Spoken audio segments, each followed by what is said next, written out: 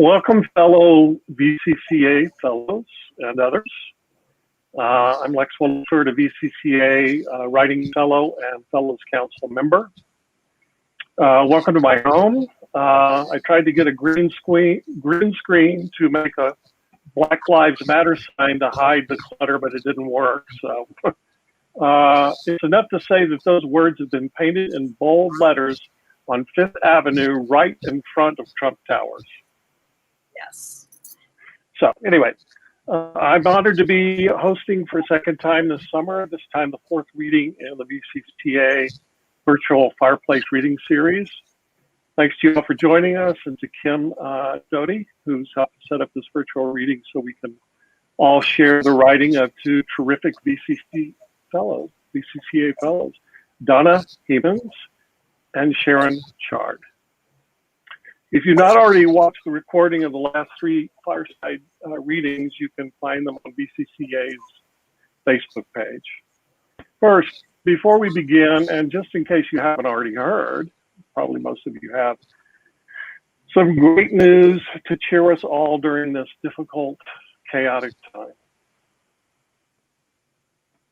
As we approach the 50th anniversary of the VCCA, founded in 1971, VCCA has just purchased the Mount San Angelo estate from Sweetbriar College. So congratulations to us all, especially to Sheila and Greg. Yay! And yeah, it's so cool. Kevin, the VCCA staff, board of directors, and many others who've worked so hard to transform this dream into a reality. And here's the best part, for me anyway. Sheila has hinted that in addition to many bluebirds and blue jays, bunnies and black snakes, we may soon see cows on the property again. Oh, yeah. Great. I love the smell of cow patties in the morning. It smells like victory. Oh, sorry, that was so bad. Anyway, I really can't wait until I see the VCCA cows again. That's just too cool. All right. No fellows are in residence during the COVID-19 pandemic this summer. More good news. VCCA is using this downtime to make several significant repairs and renovations to the VCCA campus. Let's all hope this pandemic is over soon so we can check out the new digs and maybe some cows. That's probably too early for that, huh?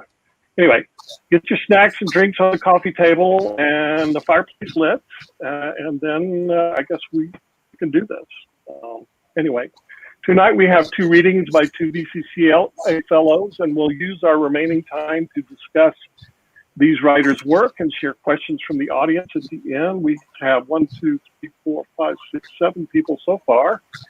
Where was I? We're going to use the remaining time to discuss these writers' work and have a Q&A from the audience at the end. I'll read the questions, but please post them during the reading if you would, and we'll share those with the writers and they can give the response. Tonight's first reader, Jamaican-born Donna Hemans, is the author of two novels, River Woman and Tea by the Sea, published this month by Hen Press, a great press. In 2015, she won Lignum Vita Una Marston Award for Adult Literature for the unpublished manuscript of Tea by the Sea. Her short fiction and essays have appeared in the Caribbean Writer, Crab Orchard Review, Witness, the anthology stories from Blue Latitudes, Caribbean writers, women writers at home and abroad, Ms. Magazine, and Electric Literature, among others. She was also the 2007-2008 Black Mountain Institute International Women's Forum Fellow, and twice served as the Lannan Visiting Creative Writer in Residence at Georgetown University. She has received residential fellowships from Hedgebrook, Malay, and the Virginia Center for the Creative Arts. She received her undergraduate degree in English and Media Studies from Fordham University and her MFA from American University. She lives in Maryland and is the owner of DC Writers Room, a co-working studio for writers. sounds really awesome. You can find more about Sharon on our website. It's www.donna, D-O-N-N-A, Hemans, Hemans.com. Please help me welcome Donna Hemans. Hi, it's good to be here. I wish I was actually at VCCA, but this will do for now. And I am actually certainly looking forward to going back to VCCA, hopefully sometime soon. So Tea by the Sea is a story about a young mother who spent 17 years searching for the child who was taken from her at birth. And so at the outset of the story, we know who has the child, and it's the child's father, and we know where he is. But Plum herself, who is the mother of the child, really doesn't know anything. So I'll read two sections. The first section I'll read is where we first meet Plum when she's looking for her child and looking for Lenworth, the father. Indeed, Plum looked for Lenworth. She returned to their small cottage on property that at one time had been a large pimento and cattle estate. The pimento and the cattle were long gone, the surrounding land subdivided and developed as residential plots. All that was left of the estate were the cottage and the larger house, which from the outside looked like it would crumble without much prompting from a single puff of wind, then decay. But it was only an illusion. Inside was an artist's dream. Every inch of wood on the floor and the ceiling had been replaced with hand-sanded and hand-carved mahogany. The plaster walls had been rebuilt with new concrete walls, which were painted a light cocoa, orange, and green. The paint brushed on to make the walls look as distressed as the outer perimeter of the house. Necessary modern conveniences were interspersed with remnants from another time: enamel bowls, yabbas, and shutters that banged in the breeze. On her return, Plum passed the main house with its front walkway flanked by two large monkey jars, flowering bougainvillea and hibiscus, and dwarfed by the flame of the forest trees behind it, both in full bloom. The flowering plants, with their red and pink and yellow blooms celebrating life, taunted and teased, made tears flood Plum's eyes again. She walked past the house to the cottage in the back and found the rooms had been stripped of Lenworth's things: his CDs and books and papers and clothes. He didn't have much, but everything belonging to him was gone. Plum's clothes hanging in the wardrobe were meager, forlorn, and childish, a reminder that she had only just begun her adult life. Plum ran back out, tottered really, and found her landlady, Mrs. Murray, the artist who had given new life to the decrepit and run-down historic house. "Look at you," Mrs. Murray said. She held out her hands, palms upward and fingers splayed, surprise and joy in her voice. "Have you seen him?" Plum asked. "Lenworth? No." "He's gone." "What you mean gone?" The levity in Mrs. Murray's voice was absent now. She looked over Plum with one sweeping glance, capturing Plum's heavy breasts and swollen belly, and the distraught look on her face. She caught Plum before she fell, held her up, linked their arms, and walked her back to the cottage. Inside the cottage, Plum lay on the floor and bawled, rocking and heaving on the ground like a Pentecostal possessed by the Holy Spirit, throwing off the landlady attempting to hold and calm her. When she had no tears or sobs left to pour out, and no strength to stand up, she knelt and looked around at the borrowed furniture that came with the cottage, then stood and looked around again for something of Lenworth's, a handwritten explanation, a clue to where he had gone and why. But she found nothing. No sign that he had lived there at all. Had it not been for her breasts achingly full, it would have all felt like a miserable dream, a nightmare that Plum wasn't actually living, and from which she would wake at any minute. Neither had words for what had happened. Lenworth was gone, and so was her child, the daughter she had planned to name Marissa. They let the silence steep.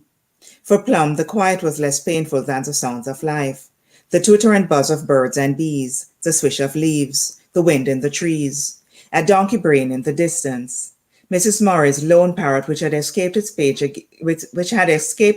again, cawed incessantly, taunting them from a guava tree. "I hate that bird." Plum did the only thing she could in that moment. She stepped outside, picked up a small stone, and threw it at the parrot, forgetting that its wings had been clipped to prevent it from flying away. The parrot flitted from one limb to another, cocked its head and repeated what Lenworth had taught it. 1 + 1 = 2.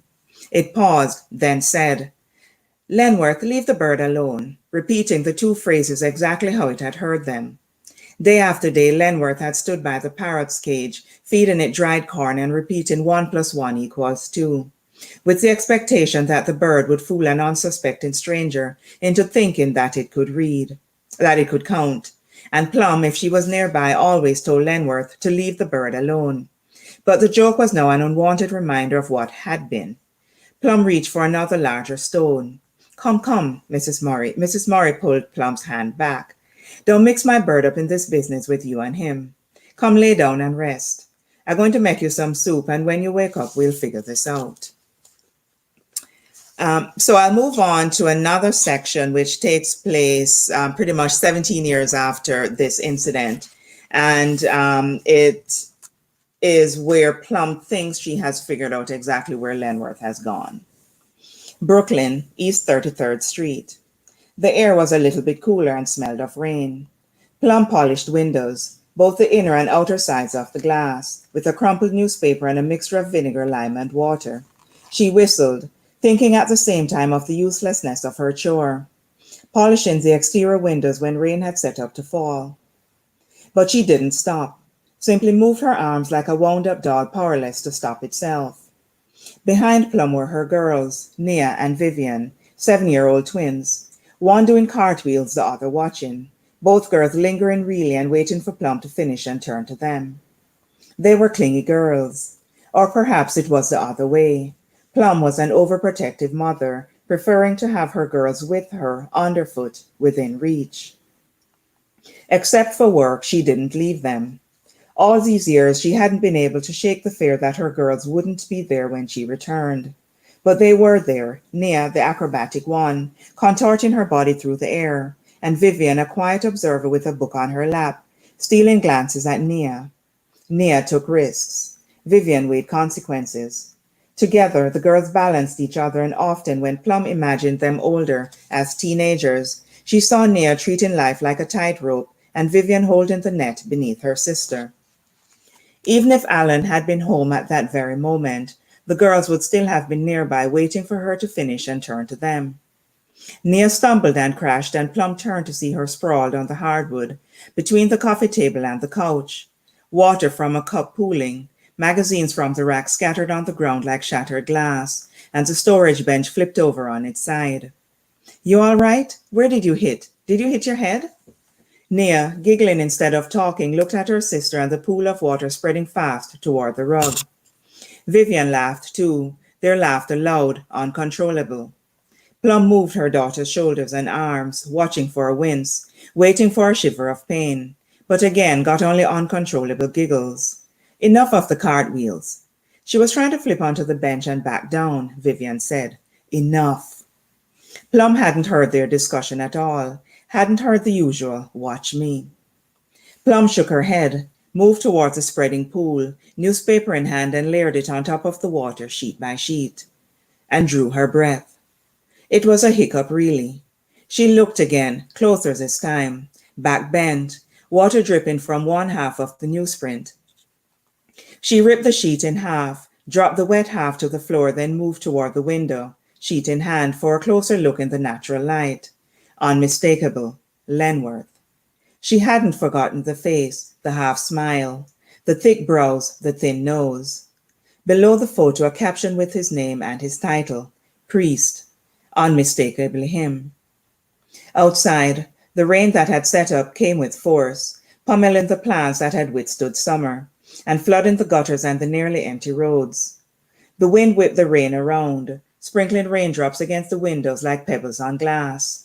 East 33rd Street was otherwise quiet, with everyone, it seemed, hunkered down, waiting out the mid-afternoon downpour in place. Plum waited out the rain just within view of her laughing, cavorting girls. She held the newspaper up, using the pages as a shield from the girls' gaze. At least for the moment, Nia had given up the cartwheels and handstands, and she sat with Vivian playing jacks. Behind the newspaper, Plum's calcified grief, all 17 years of it, broke apart, and tears almost as fierce as the rain dribbled down her cheeks, settling uncomfortably in the corners of her mouth. And I'll stop there.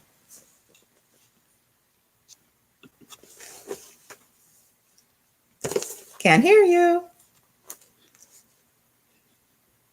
Probably should unmute my mic. Sorry about that.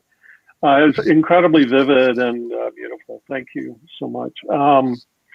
We're going to go ahead and welcome Sharon Charde here, the second reader. Sharon has published 6 poetry collections, one new one forthcoming in early 2021. What's the title of it? I'm just curious, Sharon. The glass is already broken. Oh, okay. Thank you. And she's received 7 Pushcart nominations for her over 85 publications in journals and anthologies.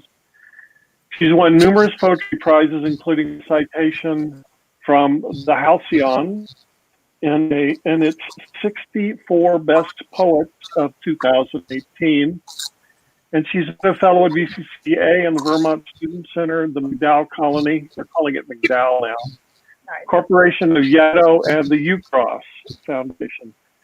The BBC has adapted her poems for an hour-long radio drama, and her new memoir, I Am Not the Juvenile Delinquent, How Poetry Changed a Group of At-Risk Young Women, has just been published. Find more about Sharon on her webpage. It's www.sharoncharde.com. All right, please welcome Sharon Charde.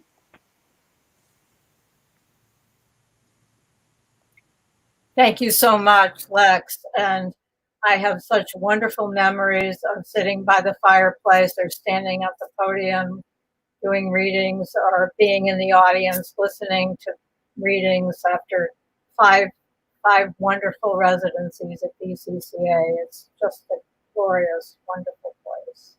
I'm so grateful to have had those residencies and thrilled that now they own the place and we don't have to worry about that anymore.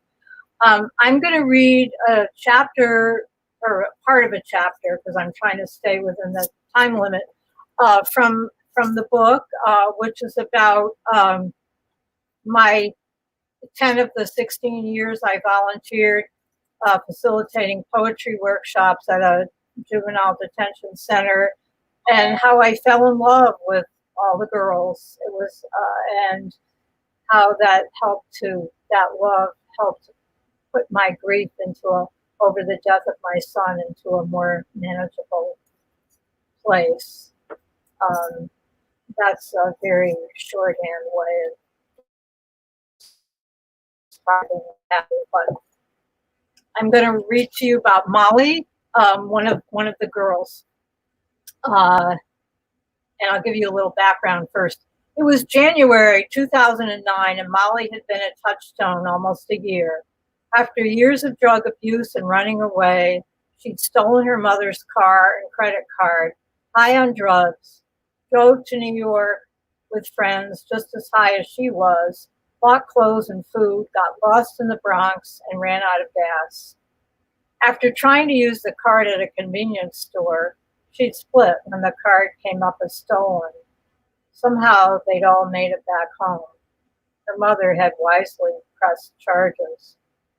Probably she'd weighed less than 100 pounds, eyes sunk deep into a hollow face, matted hair, dirty clothes. I'd seen the picture the Touchstone nurse had taken of her then, a wake-up call to show Molly when she deviated from the program. After her arrest, she had to detox in detention on only 2 Tylenol every 6 hours for 3 days. In one of her poems, she'd written about how she shook and vomited and cried and writhed for those 3 days on the hard cement floor of her cell. After that, she'd been sent to us. It was either Touchstone, which the judge considered a kind of rehab, or a 10-year bid at York CI, which is the women's prison in Connecticut, she told me. So I'm going to skip over some of this and tell you about taking her out to lunch not long before she left. Molly and I looked at the menus. We wanted to figure out what to order before we settled down to talk. Should I get the calamari or the shrimp and artichoke pasta? She asked, having a more sophisticated palate than the other girls.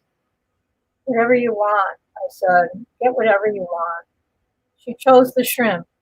I got chicken souvlaki. She told me she'd become a vegetarian since being a touchstone, and that's why she'd lost weight.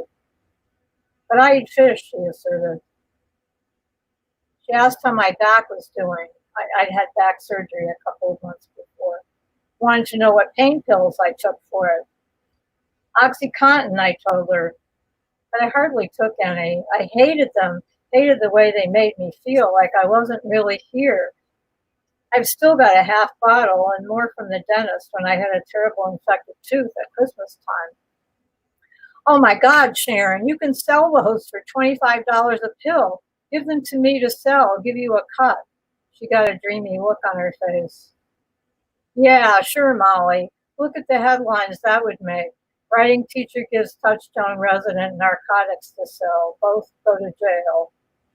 Yeah, she smiled. Wow, you must have felt good with those, she said.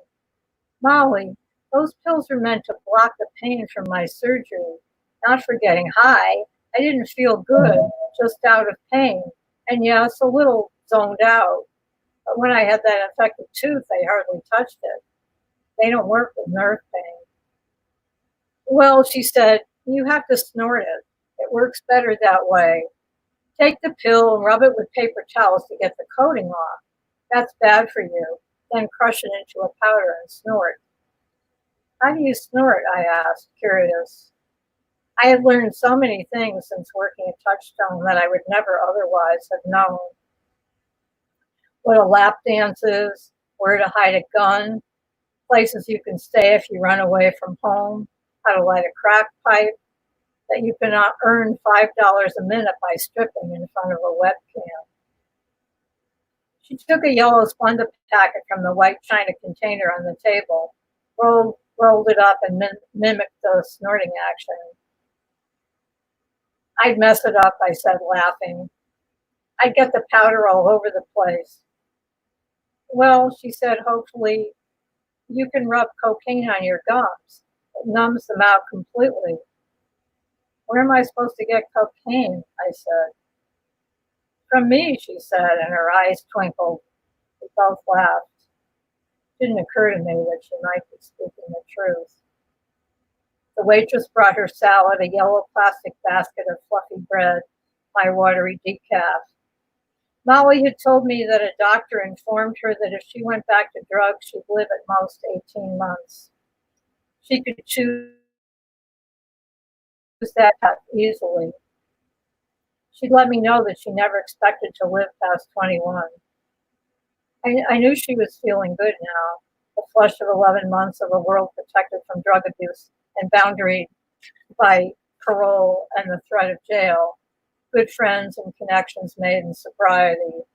And I was well aware when she got home, back with her mom and school and friends, that this all could change, and very fast, parole or no. What I didn't know is that she was still using on pass the weekends home the girls earned by good behavior. Molly, I asked, have you decided if you're going to live or die? What do you think? I don't know. What's heroin like, Molly? I want to know what it is that pulls you so strongly. Is it like an orgasm? Tell me. She paused, rolled her eyes, tapped her fingers on the plate of half-finished pasta. I don't know, Sharon. Well, imagine you were all cozy in your bed, wrapped close in a down comforter, and you never have to get up. You can just stay there and drift. She got that dreamy look on her face again. She told me how much she and her mother clashed, how she could control herself with everything and everyone else but her. She told me about an after-school job working in a bowling alley she'd start when she got home. I asked if she would divulge more about the bad past she'd been so depressed about the day I came down with Christmas presents. She told me she'd had to do a 136 police report on a boyfriend that he had raped her. We were both quiet after those words. I was used to hearing the girls tell me such horrors, but they never failed to disturb and upset me. You have awful guys in your life, I said. Yeah, I know. I gotta do something about that. Why don't you try a girl, I said, half joking. Everyone else at Touchstone is doing it. Pay for the stay, as they say. I did, and she got AIDS. She started getting sick and went and got tested, HIV. I got tested too, no AIDS. We didn't do anything after that, but I stayed with her until she died. You know, Sharon, my poem, These Are My Friends, she's one of those. So many of my friends have died. I lost another one a few weeks ago. She left rehab, overdosed, and slit her wrists. Dead. Another one, dead. We talked about her father.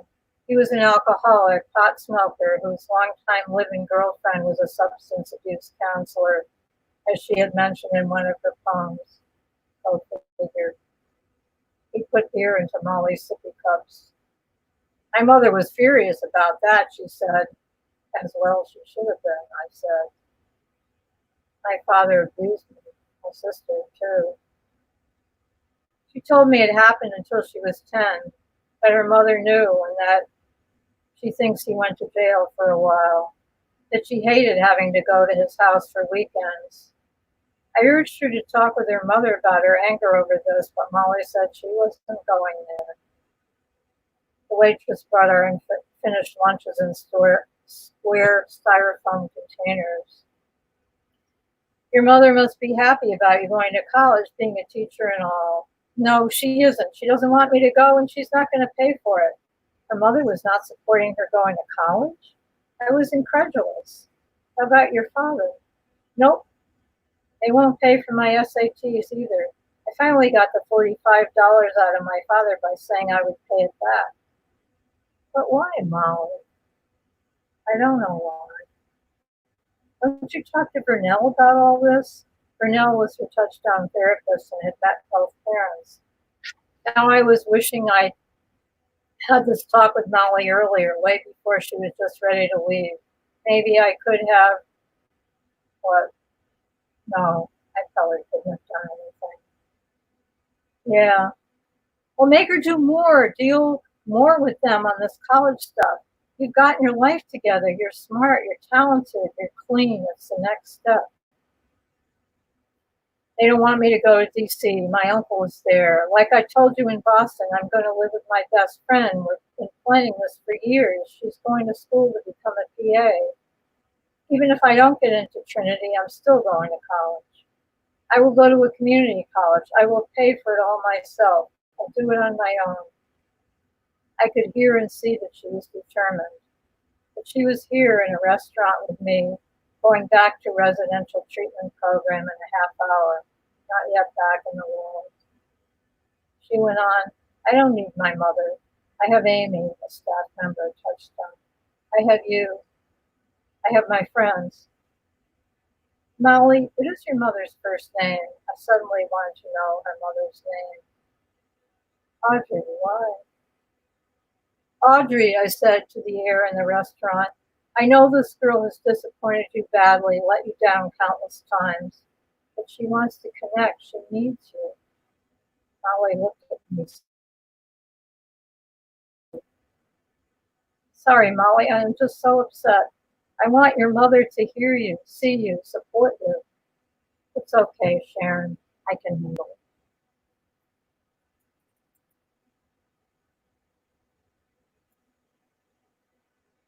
That's Molly. Wow, thank you so much. That was very moving. We have Q&A coming up, and one of the questions that Joyce E. Young has asked is for Donna. What inspired or brought you to write your story?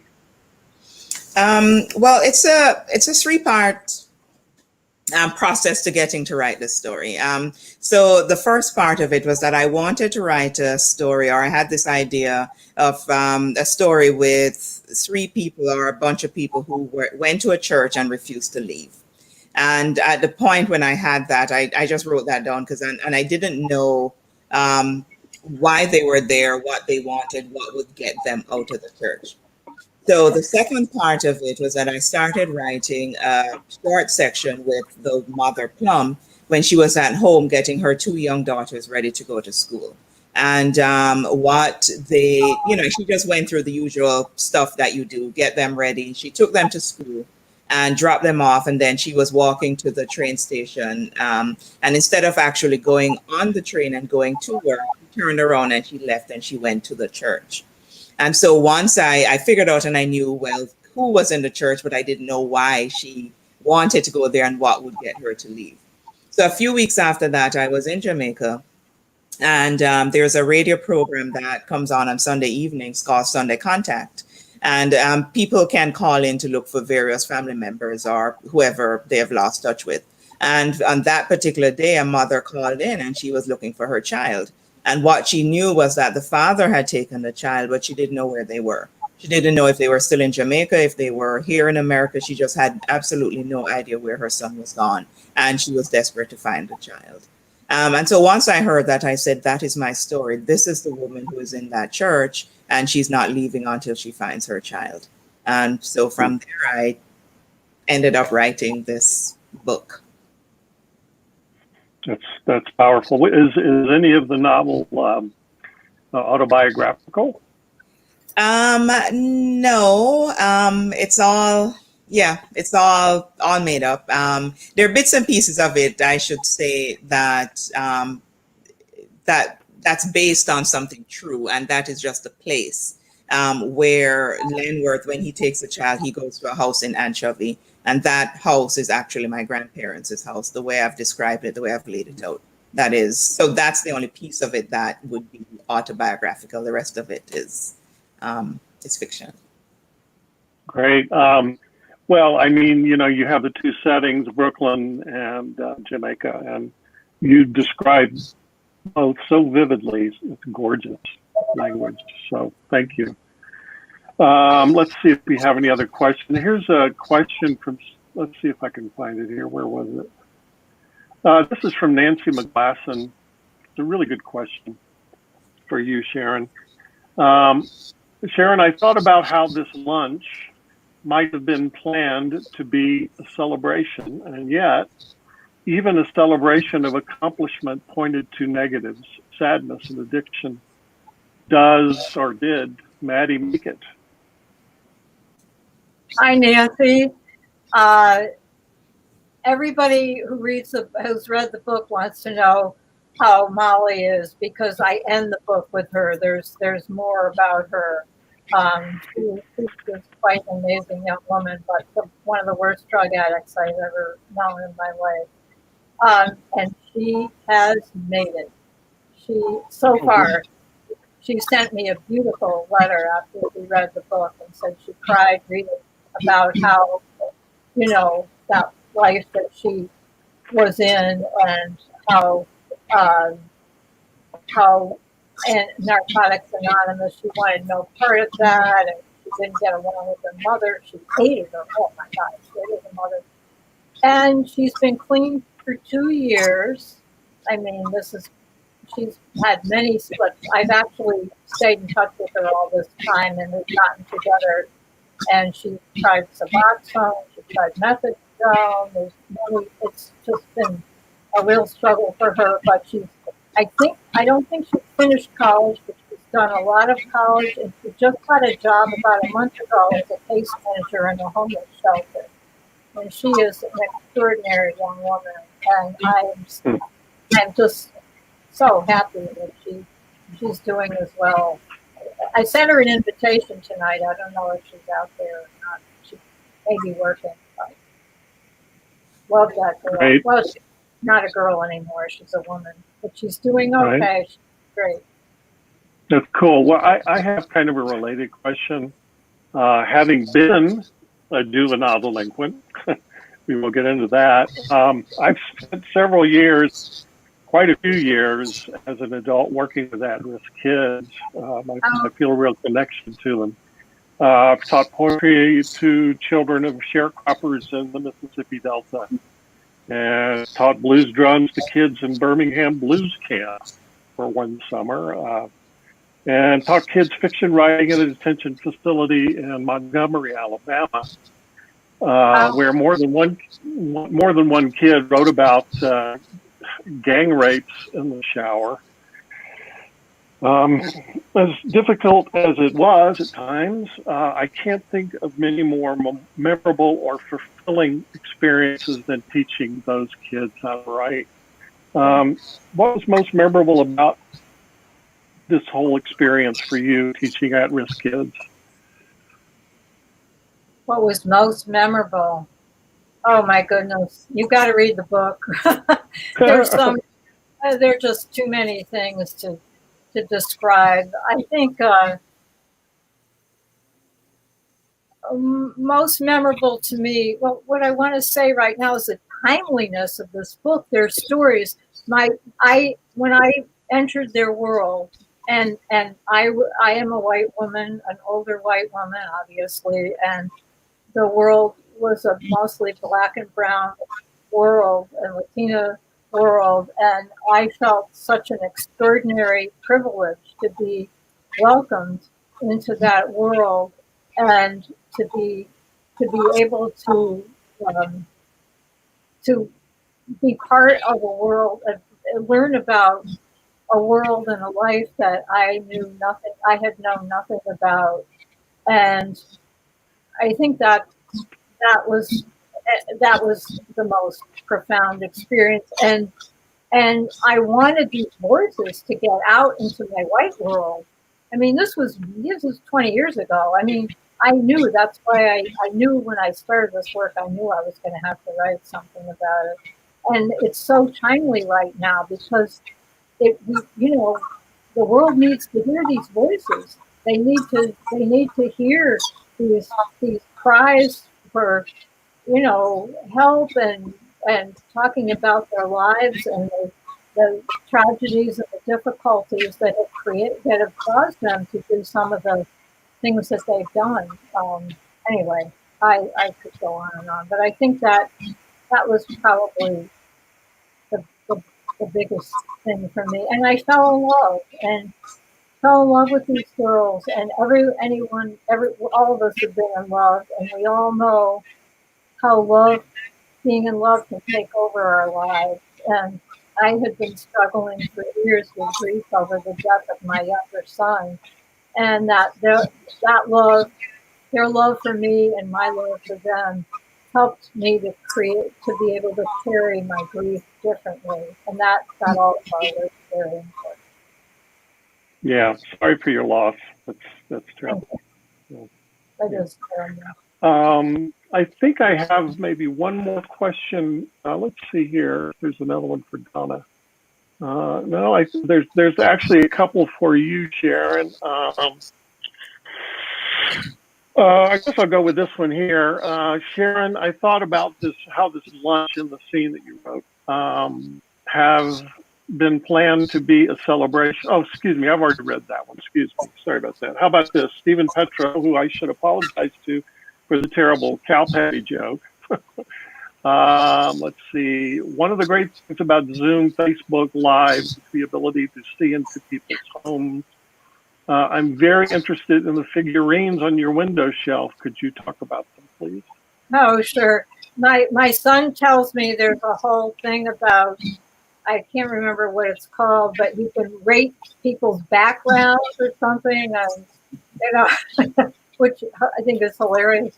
That is my altar on the windowsill, and there are many figures from my travels, New Mexico, and Poland, The fish in the background is done by a fabulous artist in Purchase, New Mexico. Things that people have given to me that are precious to me, and this is my creative space here, and it's very inspiring to me to, you know, I love my stuff. I don't think I'm ever going to downsize, even though I'm 78 and all my friends are doing it. I need my things around me. Right. It's common here in El Paso for altares, for altars, to put things up for the dead, loved ones, things like that. And I have a giant. Yeah, I have a giant one in my office. It's so cluttered now, you can't even figure out what is on it. But, you know, one thing I noticed, Don, is your beautiful dress, or maybe it's a blouse. It's very cool. Oh, thank you. Is it Jamaican? No, it's made by no, it's not Jamaican, and I know the woman is from the West Africa, but I don't know particular country. Right. I love listening to you read with your Jamaican accent. Oh, it's beautiful, isn't it? It's yeah. That's great. Well, I think we probably need to shut down shop here. Thank you all for coming. Thanks, Donna. Thanks, Sharon. Both really wonderful readings. And we'll look forward to the 5th of these readings coming up, I hope. I don't know exactly when, but there will be information about it on the webpage, on Facebook. And I'm sure that Kim will send out reminders about that. So anyway, good night, everybody. Thank you for listening and attending, and be safe and well. Good night. Thank you, Lex. Thank you.